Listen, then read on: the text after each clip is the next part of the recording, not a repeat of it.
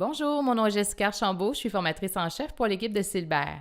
Chez Silbert, nous utilisons Teams et OneNote de Microsoft pour faciliter la collaboration et le partage d'informations en équipe. On adore. Par contre, dès nos premiers pas avec ces applications, on s'est vite rendu compte qu'on peut facilement échapper à une demande si nous n'avons pas une bonne méthode d'organisation de nos tâches. Alors ce mois-ci, je vais vous montrer comment garder le contrôle de vos tâches dans Teams et OneNote à l'aide d'Outlook et de la méthode M3Z de Silbert. Débutons avec un premier truc. Lorsqu'on utilise OneNote ou Teams, il est important de ramener toute action au suivi à faire dans notre outil de gestion de tâches. Comme plusieurs milliers de personnes au Québec et ailleurs, j'utilise le gestionnaire de tâches dans Outlook avec la méthode M3Z de Silbert pour organiser mon quotidien. D'ailleurs, je vais vous partager à la fin de la vidéo l'endroit où vous pouvez consulter un webinaire gratuit sur notre méthode M3Z. Débutons avec OneNote. Le secret avec OneNote, c'est de planifier une tâche Outlook dès que l'on note une information qui nécessitera une action de notre part. Il suffit de faire un clic droit sur notre note et de sélectionner l'icône de tâche Outlook. Sélectionnez ensuite l'option « Personnaliser ». Une nouvelle tâche Outlook est alors créée et le texte de votre note est inséré au niveau de l'objet de la tâche. Un lien vers votre note OneNote est également inséré au bas.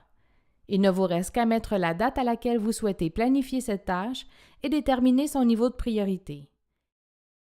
Ainsi, quand vient le temps d'accomplir cette action, vous n'avez qu'à cliquer sur votre lien pour accéder à l'ensemble des notes de votre rencontre.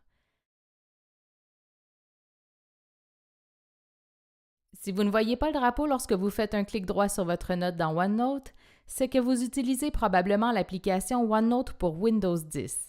Cette dernière n'offre pas encore l'ensemble des possibilités de OneNote, mais voici comment garder le contrôle. Faites votre clic droit sur la note et sélectionnez « Copier le lien vers le paragraphe ». Créez ensuite une nouvelle tâche Outlook en faisant un clic droit sur l'icône d'Outlook et sélectionnez « Tâches ». Collez votre lien dans le corps et complétez votre objet, la date de début de votre tâche et sa priorité. Cette méthode vous permettra de regrouper l'ensemble de vos tâches dans une seule liste centralisée dans votre Outlook. Allons voir maintenant dans Teams comment appliquer notre méthode M3Z. Disons que dans une conversation d'équipe, on vous demande de faire une action la semaine prochaine. Pour ne pas l'oublier, cliquez sur les 3 points au bout de la conversation et sélectionnez « Copier le lien vers la conversation ».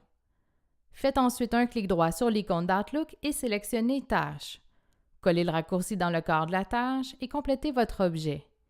Planifiez ensuite la date à laquelle vous souhaitez réaliser votre tâche et déterminez son niveau de priorité.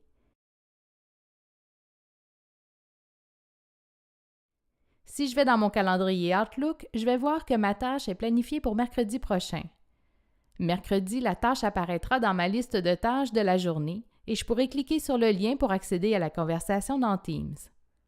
Pour le clavardage entre individus, Microsoft n'a pas encore intégré la possibilité de faire un lien vers la conversation. Vous avez alors 2 options. La première, copier-coller le texte du clavardage dans une tâche. Notre deuxième option, cliquez sur les 3 points au bout de la conversation et marquez simplement la publication comme non lue. Une pastille apparaîtra alors sur l'icône de Teams pour nous rappeler de traiter cette demande plus tard. Voilà, j'espère que ces quelques trucs vous aideront à garder le contrôle sur vos tâches dans les environnements collaboratifs tels que Teams et OneNote. Pour visionner nos webinaires gratuits sur la méthode M3Z ou l'utilisation de OneNote, consultez la section webinaire de notre site web à l'adresse silbert.com. Vous y trouverez également l'information sur nos formations Teams, Office 365, M3Z, OneNote et plus encore.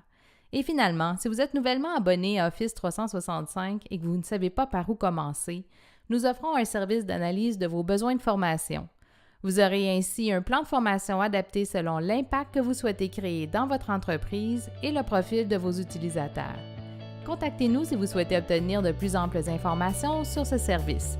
Bonne organisation!